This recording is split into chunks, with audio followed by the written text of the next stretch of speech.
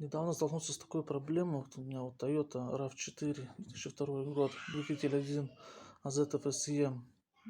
Пошел в магазин, выхожу с магазина, и у меня, слышу, гремит что в двигателе. Подхожу такой, поднимаю капот, и вот он гремит где-то вот около цепочки.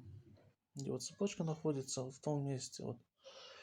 Ну, я расстроился, поехал в автосервис ближайший, тут заехал, с ними поговорил, ну, они типа говорят, что типа вышли, послушали, типа, ну, все это, типа, цепочка вытянулась, натяжитель, типа, все уже надо менять.